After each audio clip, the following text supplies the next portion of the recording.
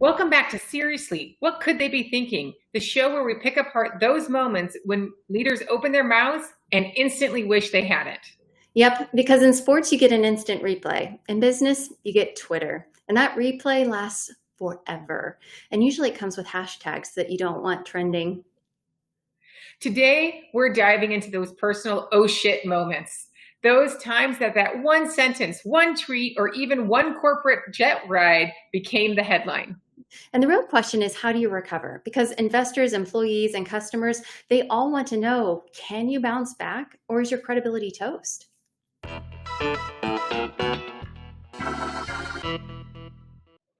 think we've all had these moments, Cindy. I totally agree. I know I have.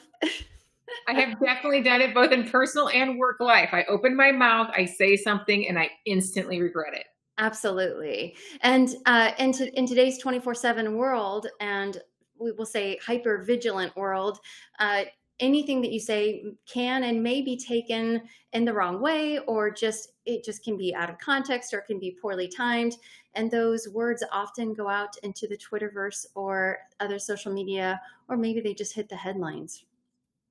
Yeah, it's terrible because it means that your entire life is about all of your stakeholders when you're in a public company, right? The employees, the investors, the public, they all have the ability to kind of invade your life and make those little moments a really big deal.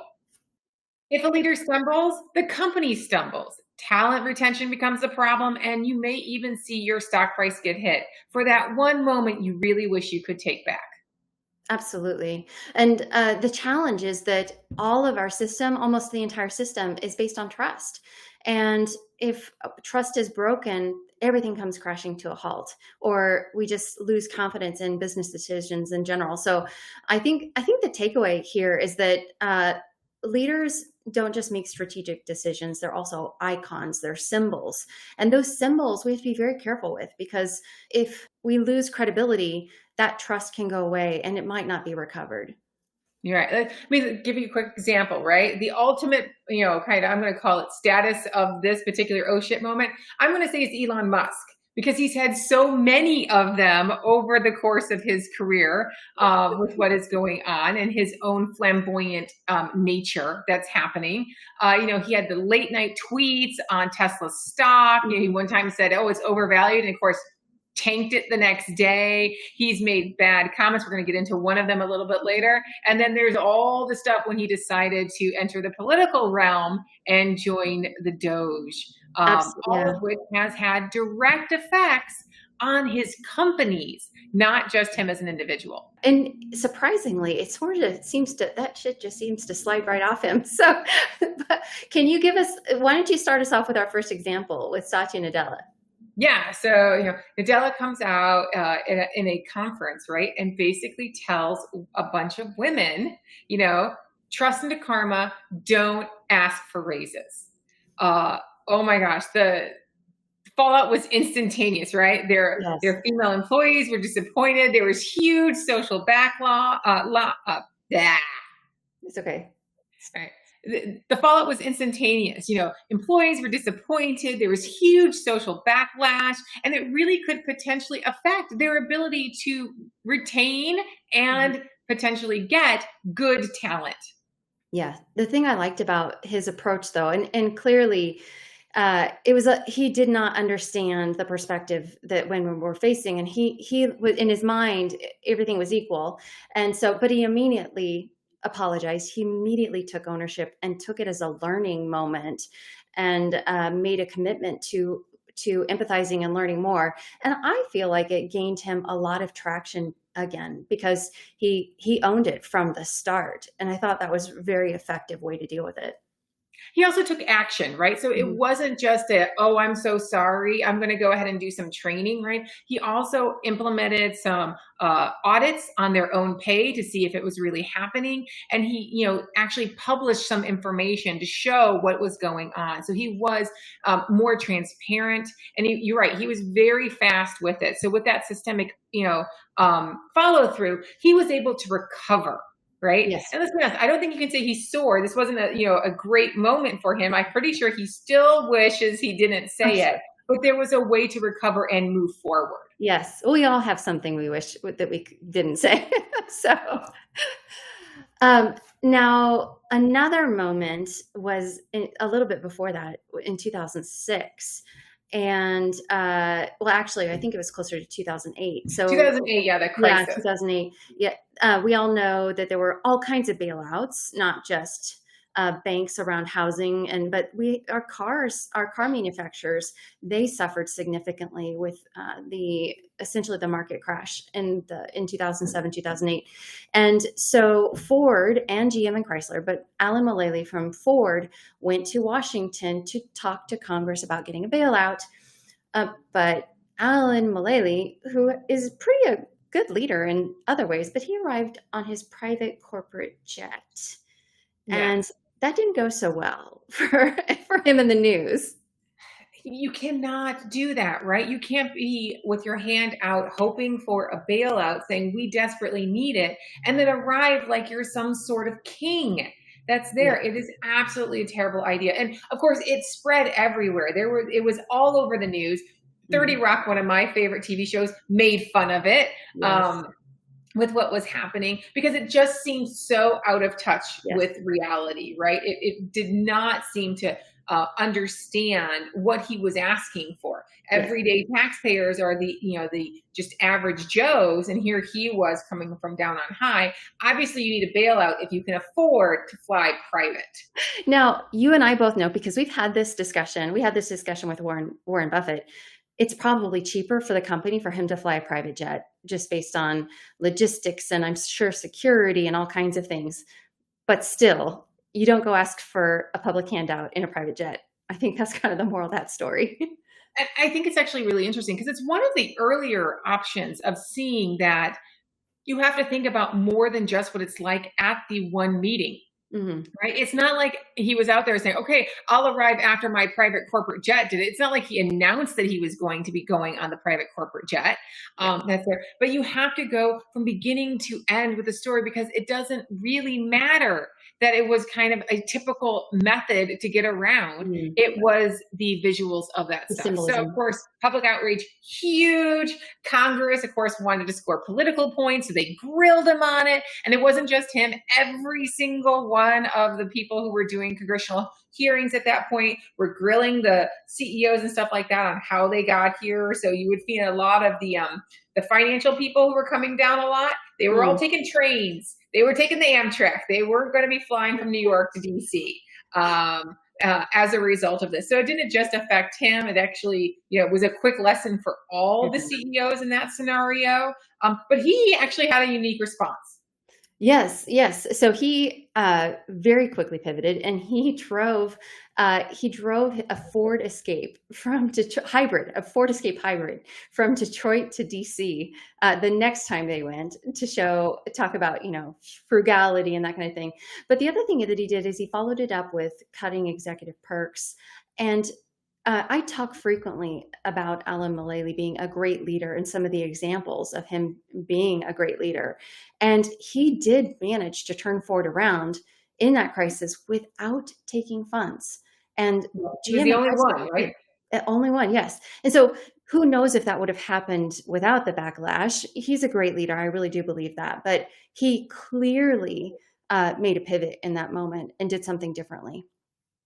Yeah, and Ford was in a bit of a better position going into the crisis than GM and Chrysler. So already his leadership had taken effect, to be honest. But it's actually come out and done really well since the crisis as well. It's up about 300% or so. They're going through some tough times right now, again, because of tariffs, which is a whole new thing. But it actually was really interesting that he was able to not only get past this, but actually excel compared to his two competitors. Absolutely. And when we think about the lesson learned here, it's not just about the private jet, but if you're walking into a situation like that, I think you'd want to leave the Rolex behind, maybe leave the Armani suit behind, dress down a little bit. I can imagine there are other things that you would want to look at, not just the corporate jet, to align with the optics in the moment. Absolutely true. Let's talk about another guy who's pretty used to the corporate jet life. right? One of the richest men in the world, Elon Musk, who Mm. has, taken the oh shit moments to a whole new level in so many different ways. And let's talk about the one that really bugs me the most. Let's talk about 2018 and those children trapped in, was it Thailand? It was in Thailand, yeah. So 2018, children were in doing basically cave diving. If I remember right, they get trapped. Um, Yeah, actually, yeah, in 2018, so they had walked into a cave. They'd walked deep into a cave when it was dry. The water level was low, and it was near their high water season. And you can armchair quarterback this thing to no end, but essentially the water levels rose while they were in the cave, and then they were cut off from the exit. It was a really, really tough event. And so these kids are trapped in the dark. They managed to stay on some dry land, but then the Thai, I don't know if it's the army or the Navy, but essentially the Thai military had to come in and rescue them underwater. And it was a very, very tricky rescue. yes. And as a part of that, Elon Musk offers his miniature submarine because there's a lot of amazing engineering that Musk's companies have done. Yeah. Uh, but he then criticizes, he gets told no, they're not going to use it. Right. But Yeah. then he criticizes the guy and he calls them is it pedo? Pedo? I don't even know how to Pedo pronounce guy. it. Yeah, the The pedo pedo guy. guy. Yeah. And it was personal. It was petty. It was an attack that, given the high stake context of children's lives were at stake, Mhm. and it was just an offer for help originally that became this really nasty comment. It was awful. Yeah, and it didn't stop there. So, I mean, it was obviously such a tense moment. Uh, and the diver that was called this name filed a defamation lawsuit. So you might as well. It's Elon Musk. He's got money, and I think that caused the continued publicity about this caused some pretty significant backlash in the not only in the community, but it affected again the stocks that Musk is associated with, especially Tesla. Yeah. And this one's an interesting one because, unlike the prior two items, right, which we talked about, where, Nadella was able to figure something out, and Ford was able to pivot and recover, this didn't really have a solution. Right. Yeah. It's not like all of a sudden he said, I'm going to go to sensitivity training or something like that. And he was trying to turn this loss into at least recover it, not necessarily make it a win. He actually didn't, he just fought the lawsuit. Yes. And he didn't ultimately win that lawsuit. But Musk did. Yeah. Musk yeah, Musk won. But I think the challenge was that at the exact same time that this was happening in social media, Tesla was not planning, they weren't thinking they were going to make their targets for the Model 3. It was the exact same time. And it was just a crazy moment in Tesla's history. And if I remember correctly, what they essentially with with Elon Musk sleeping in the factories at night and sort of having his finger on the whole thing made it work. And I believe they just sort of recovered by covering up the news with good Tesla news. I don't know if you saw it that way. that's pretty much what happened, right? Mhm. I mean, Tesla is a whole just drama all on its own. Shocking that the company has managed to survive this long, because there's been multiple cases where it could have gone bankrupt. And Elon Musk, as the dynamic wizard that he is, has managed to find new and innovative ways to both make a company soar as well as find new ways to make investors be pissed off. Which is both good and bad. I mean, right now we've got the, what is it, $26 billion pay package that they have just finally approved. Apparently, he is going to get it. So there again, just new ways for him to deal with it. Yeah. But you're right. It was a combination of the reputation and the actual financial performance of Tesla that was really causing that stock to shrink. And it was the financial performance of Tesla that really brought it back each and every time that Musk has really put his foot into it, to be honest, Absolutely. because of that technology and performance that's there. So if it ever does fail, I'm not sure Musk will come back every single time. But he seems to be that Energizer Bunny, right? He takes a licking and Yeah. keeps on ticking. Oh, is that Timex? I don't remember. Um, Well, yeah, he definitely, I think his identity is wrapped up in Tesla. So maybe less so for his other companies. I could be wrong, but clearly a loss for Tesla is a loss for Elon Musk. So I'm confident he'll be working very hard to make sure that to do his best to make sure they stay afloat. But But unlike the other guys, I don't think Musk learned his lesson, right? So that's the really interesting thing is because he has continued to make these sort of late night tweet issues. Mm, That's why he owns X, right? In the very first place, is because he made some unwise tweets. So we'll see. But let's talk about one more example, right? yeah. Somebody who just in an exhausted heat of the moment made an unfortunate comment. Yes, yes. So, well, I just realized we're talking only about CEOs. We're going to have to broaden our horizons one of these days. If I remember, I actually do remember. I remember watching this on television, although for some reason in my brain it was a decade earlier. But the Deepwater Horizon oil spill. If you were around at all in 2010, you remember this because there was a massive event. I don't know exactly what the event was. I don't know. Do It's you an know what that happened? explosion on an It was an off. explosion. Yeah, on the Deepwater Horizon, and several people were killed. I believe, if I remember correctly, 11 people were Yeah. killed, and this oil just was coming out of the ground for a very long period of time. They couldn't figure out how to close it off, and it was just causing a massive environmental disaster. In Yeah, addition to, environmental disaster, right? Because you're yeah, talking about the Gulf of Mexico, so there's exactly. fishing and there's so much other commercial items happening other than oil production. Yeah. It alone, it was devastating to British Petroleum that lost 50% of its value in 2 months. It lost $90 billion of its value in 2 months, which is incredible. And so what does the CEO or CEO Tony Hayward say when he's very tired and frustrated? He says, I'd like my life back.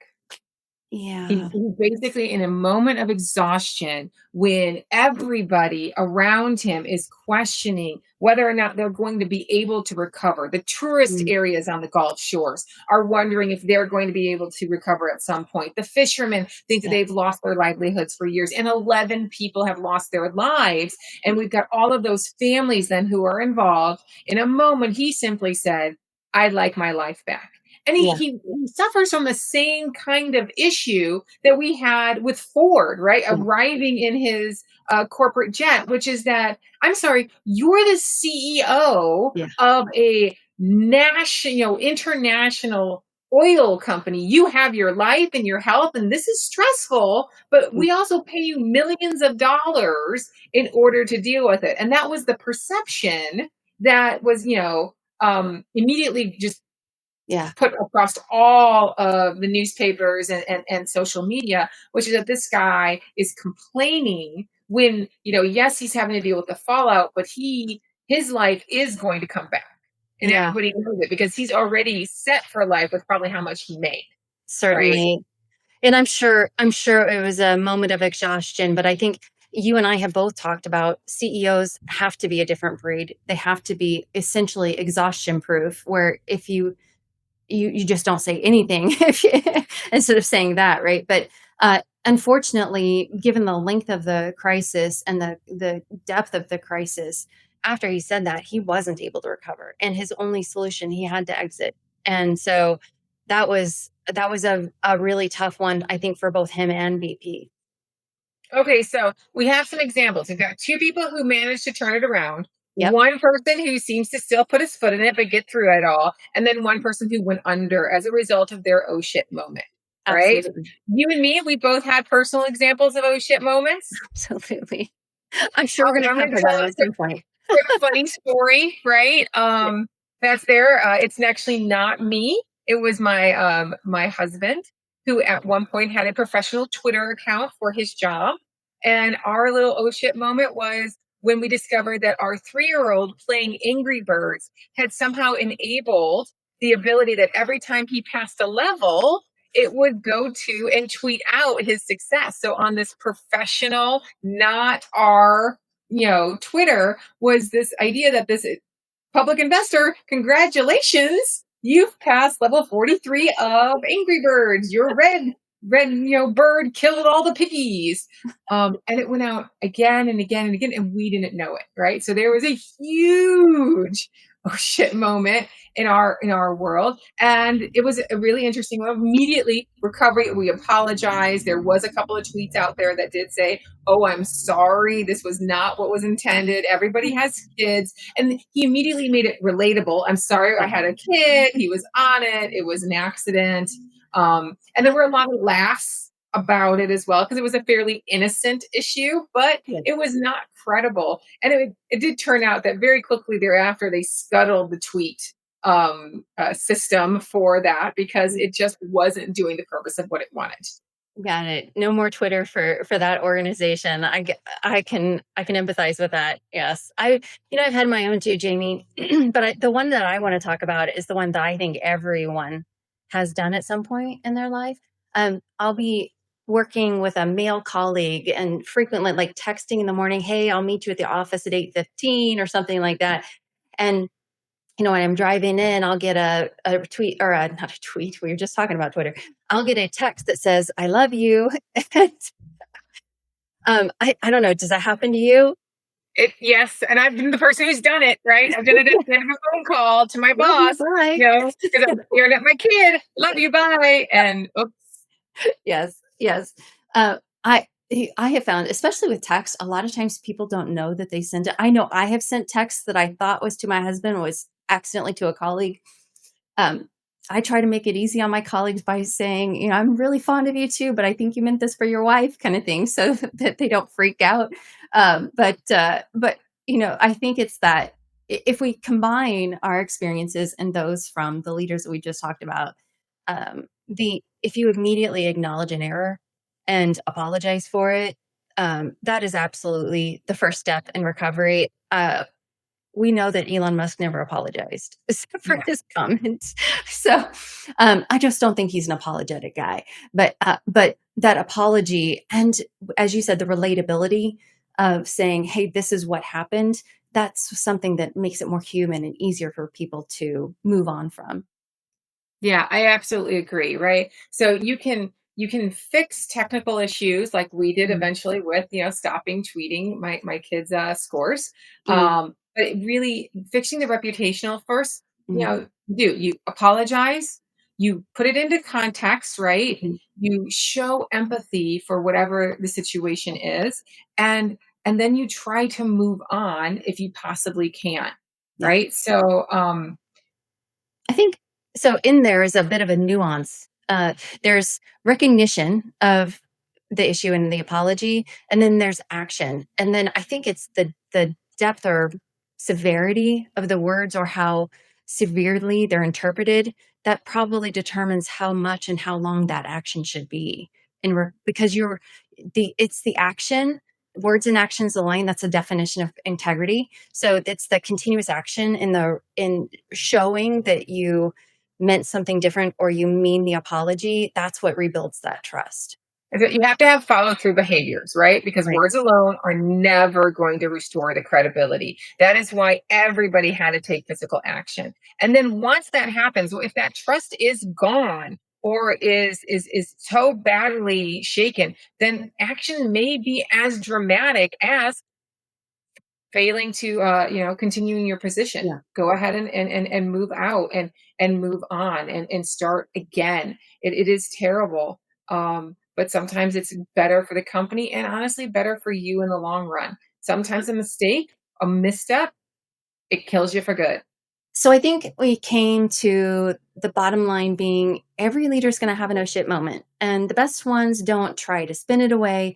They own it, they learn from it, and they prove through action that they're more than their worst headline. And let us be honest, in the market and in life, nobody's going to be perfect. Mm-mm. People bet on resilience. If you fumble spectacularly and still drive the ball forward, then that's what Wall Street and Main Street, your coworkers, your employees, they will stick with you. So until next time, keep your spreadsheet handy and your coffee strong.